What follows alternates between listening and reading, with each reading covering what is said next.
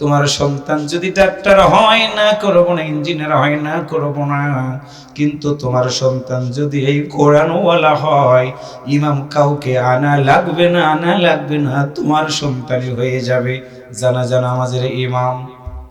আল্লাহর বান্দারা চারটা তাকবীর দিবে, তোমার সন্তান সইতে পারবে না। একটা করে তাকবীর দিবে, আল্লাহু আকবার বলবে, তোমার সন্তানের চোখ বেয়ে পানিগুলো গড়িয়ে গড়িয়ে পড়বে। চারটা তাকবীর দেওয়ার পর কাঁধে করে নিয়ে যাবে লাশটা কবরের দিকে। সবাই বলবে তাড়াতাড়ি চলো, লাশ নিয়ে যাব কবরে। সন্তান বলবে তোমরা যদি লাশ কবরে নিয়ে যাও, তাড়াতাড়ি তো আমার আম্মাকে আমার আব্বাকে কবরস্থ করে রেখে দিবে তোমরা। আমি আর কোনোদিন বাবার চেহারাটা দেখতে পারবো না, পারবো না। আমি আমার মায়ের কাছে যেতে পারবো না, পারবো না। বিনয় করে বলি আমার আব্বাকে আম্মাকে একটু কিছু সময় রাখো। সন্তানের দুইটা চোখ বে পানিগুলো গড়িয়ে গড়িয়ে পড়বে। লাশ নিয়ে যাওয়া হবে কবরস্থানে। সন্তান নামবে কবরের ভিতরে। দুইজন মানুষ খাটের সিটকেরিটা খুলে দিবি, এইরকম দুইটা হাত বাড়ায় দিবি। সন্তান মায়ের লাশটা যখন সন্তানের হাতের উপরে পড়বে, হাত দিয়ে চাপায়া ধরে বুকের সাথে সন্তান মাকে দিয়ে বলবে, মা আজকে তোমাকে আমি জীবনের মনে কোলে নিলাম, আর কোনোদিন তোমার মতো মাকে আমি কোলে নিতে পারবো না।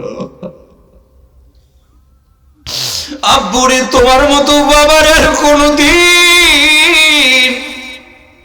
আমি কোলে নিতে পারবো না, পারবো না। সঙ্গে সঙ্গে লোকেরা বলবে লাশ কোলে রাখা যাবে না, মাটির উপরে শোয়া দাও। সন্তানের পায়ের কাছে মায়ের লাশ, সন্তানের বাবার কাছে, সন্তানের পায়ের কাছে বাবার লাশটা রেখে দিবে। সভাপতি বলবে বাবা কাঁদবা না, কবর ছেড়ে দিতে হবে, তুমি কি কবরের উপর থেকে উঠবা না? ইমাম বলবে একটা দোয়া বলো, বিসমিল্লাহি ওয়া আলা মিল্লাতি রাসূলিল্লাহ। বাবা তখন চিৎকার করে ডাক দেয়, বলবে আব্বু রে, এই কবরের ভিতরে তুমি আমার রেখে যাইতেছো, একটা বার কি দেখো না, একটাও জানালাও নেই, দরজাও নাই, বাতি নাই, সাথী নাই, কিছুই নাই। এই কবরের ভিতরে আমি কেমনে থাকবো, তুমি কি একটু বলবা না? কোনো আওয়াজ কানের ভিতরে ঢুকবে না। আমরা বাঁশঝাড়া থেকে বাঁশ কেটে আমরা কবরের উপরে ঢাউট দিয়ে দিব। আল্লাহর বান্দারা তালাই বিছানির পড়ে 3 মুষ্টি মাটি দিব। মিনহা খলাকনাকুম ওয়া ফিহা নুঈদুকুম ওয়া মিনহা নুখরিজুকুম তারাতান উখরা বলে কবরে মাটি দিয়ে দিলাম। কবর হয়ে যাবে অন্ধকার। আমার মা আমার বাবা বলবে আব্বু রে, একটা রাতের জন্য তো অন্ধকার করে তোমাকে আমি রাখি নাই, তুমি ভয় পাবা। আব্বু রে, তোমার কোনোদিন একা একা রাখি নাই, তোমার মাদ্রাসায় যেদিন ভর্তি করে দিলাম, সকালে রেখে এসেছি, বিকালে গিয়েছি, বিকালে ভর্তি করে দিয়েছি, আবার সকালে গিয়েছি, তুমি কেমন আছো? ওস্তাদের কাছে ফোন দিয়ে জেনেছি তুমি কেমন আছো রে আব্বু। আজকে সেই তুমি আমার সন্তান হয়ে তোমার বাবাকে এমন ঘরে রেখে দিলা, যে ঘরের একটাও দরজাও নাই, জানালাও নাই, কেউ নাই। আব্বুরে সবাই ভুলে গেল, তুমি কেমনে ভুলে যাও? সন্তানের হৃদয় যদি হয় কোরআনওয়ালা সন্তান, কবরটা ছেড়ে দিয়ে সন্তান বাবা মার কবরের পাশে দাঁড়াবে। সবাই বলবে কবর ছেড়ে দাও। কোরআনওয়ালা সন্তান বলবে সবাই চলে যাও, আমি আমার মা বাবার কবরটাকে একা একা রেখে চলে যাব না। কারণ হলো এই মাটির ঘর বড় কঠিন ঘর। আমার আব্বা আম্মা যদি জবাব দিতে পারে, কবর জীবন আলোকময় হবে। আর জবাব যদি দিতে না পারে, কবরের মাটি এমন জোরে চাপ দিবে, আমার বাবার এক পাজরের হাড়, আমার মায়ের এক পাজরের হাড় ভেঙ্গে আর এক পাজর দিয়ে বেরিয়ে যাবে। আমার মা সইতে পারবে না কষ্টটা, আমি যাব না, তালকিন দিয়ে দিব। আল্লাহর বান্দা কবরস্থানের পাশে দাঁড়ায় কোরআনওয়ালার সন্তান হৃদয় থেকে সূরা ইয়াসিন তেলাওয়াত করবে, সূরা ফাতিহা তেলাওয়াত করবে, সূরা তাকাসুর তেলাওয়াত করবে। চোখ বেবে পানিগুলো গড়িয়ে গড়িয়ে পড়বে। সবাই চলে যাবে। যখন কলিজার টুকরে সন্তান মোনাজাতে হাত তুলে ডাক দিয়ে বলবে, আল্লাহ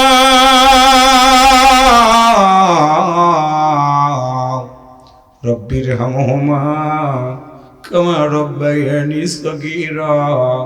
তুমি তো বলেছো বান্দারে, আমি আল্লাহর কাছে এসে দামি কোনো দোয়া নাই। ও মালিক, আমার বাবা মার কবরটা অন্ধকারে তুমি রাখবা না।